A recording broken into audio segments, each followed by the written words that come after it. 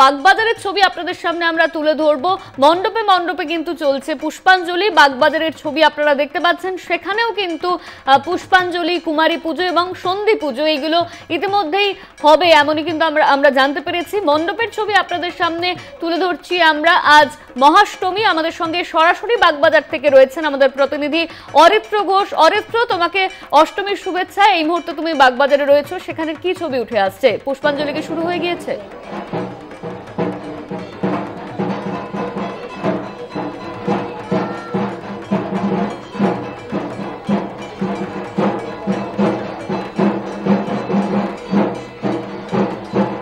দেখো অনন্যা, তোমাকেও মহাষ্টমীর শুভেচ্ছা এবং আমাদের কলকাতা টিভির যারা দর্শক রয়েছেন এই মুহূর্তে টিভির ওপারে তাদেরকেও মহাষ্টমীর শুভেচ্ছা জানাই। এই মুহূর্তে আমি সরাসরি রয়েছি কলকাতার সাবেকিয়ানা এবং একই সাথে ইতিহাসে মোড়া সেই প্রাচীন বাগবাজার সর্বজনীন, এবং বাগবাজারের পুজোর সাথে ইতিহাস জড়িয়ে রয়েছে নেতাজি সুভাষচন্দ্রের গল্পগাথা।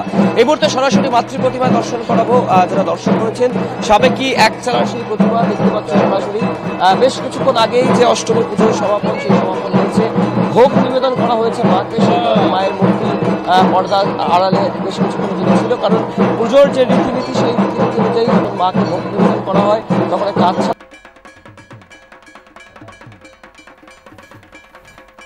আমরা আপনাদের সামনে বাগবাজারের ছবি তুলে ধরছি। সেখানে কিন্তু বাগবাজারের পুজো, সাবেকি পুজো, ইতিহাস রয়েছে এই পুজোর সঙ্গে জড়িয়ে, আর সেই পুজোর ছবি কিন্তু আপনাদের সামনে আমরা তুলে ধরছিলাম।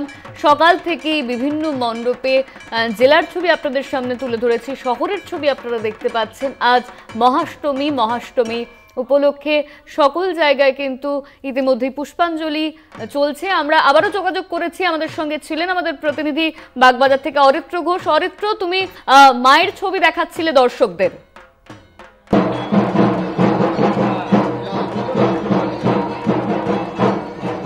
দেখো একদমই এটাই তো সব থেকে বড় ঐতিহ্য। একদিকে যেমন ইতিহাসের গল্পগাথা, ঠিক অন্যদিকে সাবেকিয়ানার এই যে প্রতিমা, এবং সব থেকে উল্লেখযোগ্য যেটা তোমাকে বলছিলাম এই ডাকের সাজ, যে সাজ আজ দীর্ঘ কয়েক বছর ধরে বাংলার একদম কুটির শিল্প থেকে সেই সাজ উঠে এসেছে। সেই ডাকের সাজ কিন্তু পরানো হয় মাকে, এবং সুদূর কৃষ্ণনগর থেকে সেই সাজ নিয়ে আসা। এবং সরাসরি আরও একবার মাতৃ প্রতিমা দর্শন চলে যাবো। কলকাতা টিভির দর্শক করতে ক্যামেরার লেন্স যখন যাচ্ছে সেই লেন্সের মাধ্যমে সেই মাতৃ প্রতিমা, এবং প্রচুর দর্শনার্থী তারা একে একে মণ্ডপ দর্শন করছে। আমি একটু কথা বলবো। দিদিভাই কোথায় থেকে আসছে? কোন্নগর থেকে আসছে। কোন্নগর থেকে? এই বাগবাজারে আসা হয় প্রতি বছর? হ্যাঁ, আসা হয় মোটামুটি। এখানে মূল আকর্ষণ কি, মাতৃ প্রতিমা না প্যান্ডেল? আমার প্রতিমা খুব ভালো লাগে এখানকার। এটা কি ডাকের সাজের জন্য? হ্যাঁ। আর কটা প্যান্ডেল দেখবেন? এখন তো সারাদিন দেখার প্ল্যান আছে। মানে অষ্টমী মানে হচ্ছে একটু ভোগ খাওয়া, পুষ্পাঞ্জলি দেওয়া, সেগুলো কি হয়েছে? হ্যাঁ, হয়েছে। পুষ্পাঞ্জলি দিয়েই আসছি।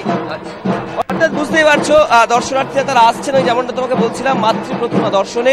সেই মাতৃ প্রতিমা দর্শন করে ভক্তি করে তাকে প্রণাম জানিয়ে মহাষ্টমীর সকালে কিন্তু দলে দলে ভিড় জমিয়েছেন বাগবাজারে।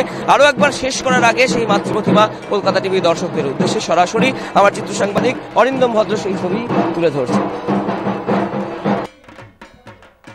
ধন্যবাদ তোমায় অরিত্র। আমরা কিন্তু আপনাদের সামনে বাগবাজার সর্বজনীন দুর্গা ঠাকুর, সেই ঠাকুর প্রতিমা আপনাদের কিন্তু দেখালাম। সাবেকিয়ানার সেই পুজো, বাগবাজারের পুজো আমাদের তুলে ধরছিলেন আমাদের প্রতিনিধি অরিত্র ঘোষ। অরিত্র, তোমায় ধন্যবাদ।